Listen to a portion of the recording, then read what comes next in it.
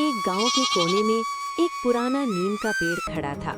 उसी पेड़ के नीचे दीपू रोज सुबह अपना पूड़ी सब्जी का ठेला सजाता था। ठेले पर एक भगोना छोटा सा सब्जी का और एक भगोना पूड़ी का और थालियां। दिन भर मुश्किल से 5-6 ग्राहक आते थे। उस दिन भी धूप तेज थी, फिर भी उसका ठेला लगा था। दीपू अपने ठेले के पास खड़ा होकर सोच रहा था, आज फिर कितना कम बिका हुआ है, ऊपर से पुराना कर्ज भी हो। तभी एक आदमी आया जो उसके पास रोज खाना खाता था। वो आया और बोला,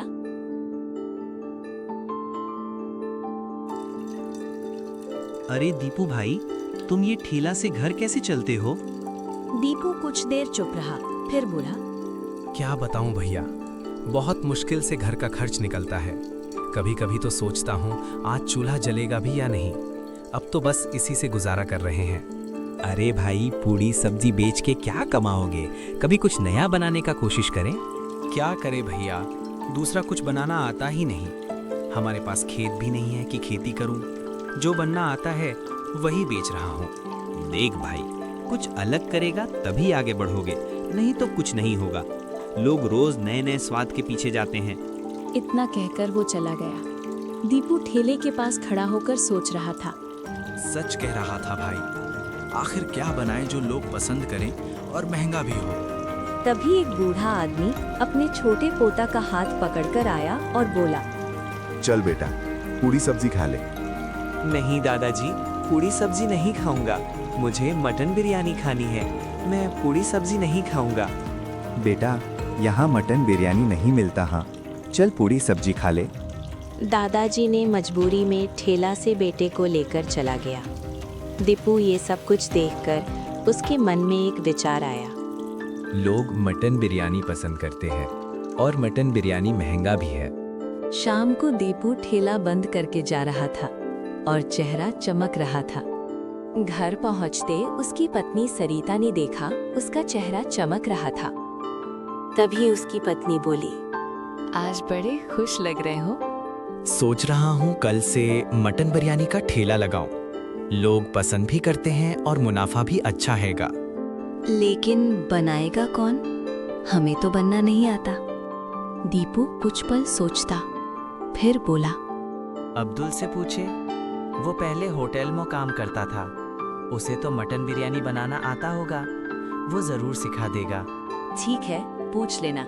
अगर सच में सीख गए तो हो सकता है हमारी पुरानी कर्ज भी उतर जाएगी। दीपू के चेहरे पर एक नया जोश दिख रहा था। अगली सुबह दीपू सबसे पहले ही उठ गया। चेहरे पर खुशी साफ दिख रही थी। वो सरिता से कहा, मैं जा रहा हूँ। इतना कहकर वो अपने दोस्त अब्दुल के घर की ओर चल पड़ा। गांव की पगडंडी पर हल्की सी सीट थी, मगर दीपू के कदमों में एक नई जोश की रफ्तार थी। अब्दुल के घर पहुंचते ही दरवाजे पर खड़ा होकर आवाज दी, अब्दुल भाई, घर पर हो? इतना सुनकर अब्दुल बाहर आया और बोला, अरे दीपू भाई, अंदर आवे। बड़े दिनों बाद आए हो, कुछ काम है क्या? हाँ भाई, काम तो है, पर पता नहीं तुम मेरा साथ दोगे या नहीं। अरे भाई, क्यों नहीं साथ दूंगा। तुम बताओ पहले काम क्या है? दीपू ने गहरी सांस ली और बोला, अब्दुल भाई, आपको पता है मेरे घर की हालत कैसी है। एक ठेले पर पूड़ी सब्जी बेच बेच कर पेट पालना भी मुश्किल हो रहा है। लेक कुछ नया खाना पसंद कर रहे हैं। सोच रहा कुछ नया करूं, इसी वजह से तुम्हारे पास आया था। अब्दुल ने भावुक होकर बोला, क्या मदद चाहिए भाई? जो होगा मैं जरूर करूंगा। अब्दुल भाई, तुमसे मटन बिरयानी बनाना सीखनी है। तुम हमें सिखाओगे? सुना है तुम्हारी मटन बिरयानी बहुत ही लाजवाब होती है। अरे भाई, बस इतनी सी बात है, ये तो बहुत आसान है। दीपू ध्यान से उसका बात सुनता है। पहले बता, मटन बिरयानी बनाओगे या चिकन बिरयानी? मटन बिरयानी। गांव में ज्यादा लोग मटन बिरयानी पसंद करते हैं। तो सबसे पहले मटन को अच्छे से धो लें, फिर उसमें तेल, हरी धनिया, मिर्च पाउडर, खड़े मसाले, दही और पुदीना डालकर अच्छी तरह मिक्स कर देना और कुछ देर रख देना, जब तक तुम चावल उबाल लेना। चावल में खुशबू बढ़ाने के लिए उसमें भी थोड़ा नींबू डालना और उसके खड़े मसाले डाल देना। फिर मटन को कुछ देर धीमी आंच पर पकाना। करीब 95% पक जाए तब उसके ऊपर चावल डालकर ढक देना। फिर कुछ देर बाद तुम्हारा मटन बिरयानी तैयार हो जाएगा। दीपू खुश होकर बोला, अरे भाई ये तो सच में आसान है। आसान तो है, पर याद रखना दम और धीमी आंच ही असली स्वाद लाती है। अगर ये सीख गए तो लोगों का भीड़ लग जाएगी। अब मटन बिरयानी का ही ठेला लगाऊंगा। तुम मेहनत करोगे तो सब ठीक होगा। धन्यवाद भाई, तुमने हमारे मटन बिरयानी बनना सिखाया। ठीक है, अब चलता हूँ। घर लौटकर दीपू ने सरिता को सारी बात बताई। अच्छा हुआ अब्दुल ने तुम्हें सिखा गया। ठीक है, मैं जा रहा हूँ बाजार से मसाला लाने। दीपू बाजार जाता है और मन ही मन गुनगुनाता है। कल से सब ठीक हो जाएगा और पुराना कर्ज दे दूंगा। बाजार जाकर सारा सामान लिया। कल देखते हैं लोग पसंद करते हैं या नहीं। पर दाम क्या रखो थे? दीपू कुछ देर चुप रहा, फिर बोला, 50 रुपया हाफ प्लेट सही है ना? दोनों कुछ रात बैठे रहे। अगली सुबह दोनों नहा धोकर काम शुरू कर दिया। पूरा सामान लाए। दीपू ने आग जलाई। सरिता ने ताज़ा मटन अच्छे से धोया, चावल अच्छे से धोया। अब्दुल ने जैसा बताया था, दीपू ने उसी तरीके से मसाले डालना शुरू किया।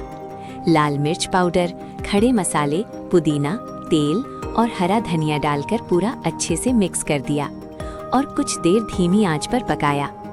मटन पकाने के बाद चावल उबाले, उसमें भी खड़े मसाले, नींबू का रस डाले। कुछ देर बाद रसोई से तेज खुशबू आने लगी। अरे खुशबू तो कमाल का है।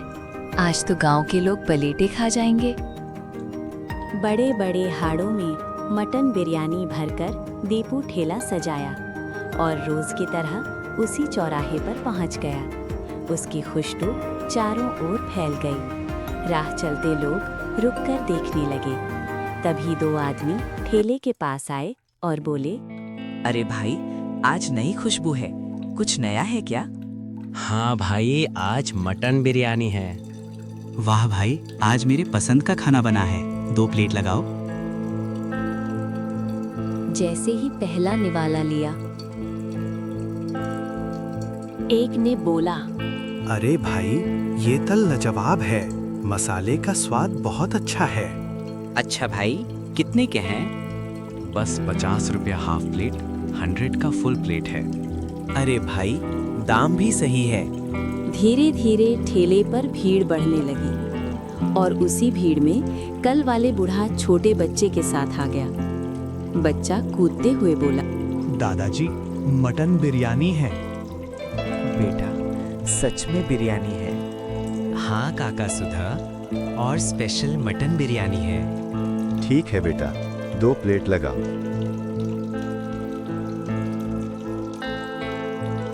दादाजी, मटन बिरयानी बहुत अच्छा है। हाँ बेटा, अच्छा ते है। बेटा, मटन बिरयानी बहुत अच्छा है। अब तुम पूरी सब्जी का ठेला मत लगाना। इतना कह के चले गए। शाम होने तक बिरयानी का एक भी प्लेट नहीं बचा। दीपू खुश होकर घर चला गया। घर आते ही, क्या हुआ जी, आज बहुत खुश दिख रहे हो? आज तो चमत्कार हो गया। 1 महीने में उतनी कमाई नहीं हुई जितनी आज एक दिन में हुआ है। उस रात दोनों ने भरपेट खाना खाया और चैन के साथ सो गए।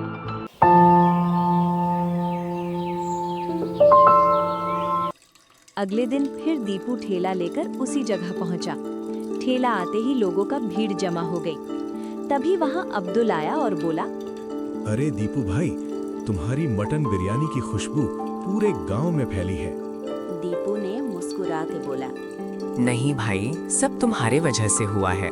भाई, पहले खुद खा ले, फिर बताओ कैसी है। ठीक भाई, 1 प्लेट दे। दीपू ने गर्मा गर्म 1 प्लेट दी। अब्दुल ने पहला निवाला खाते ही, अरे सच में लाजवाब है भाई। नहीं भाई, सब तुम्हारे वजह से हुआ है। अरे भाई, सब तुम्हारा मेहनत और तेरा प्यार है। इतना कह के अब्दुल चला जाता है। कुछ समय बाद दीपू की मटन बिरयानी का ठेला गांव में मशहूर हो जाता है। धीरे धीरे दीपू गरीबी से और कर्ज से निकल जाता है। अब वो ठेले वाला नहीं, पूरा गांव का पसंदीदा मटन बिरयानी वाला दीपू बन जाता है।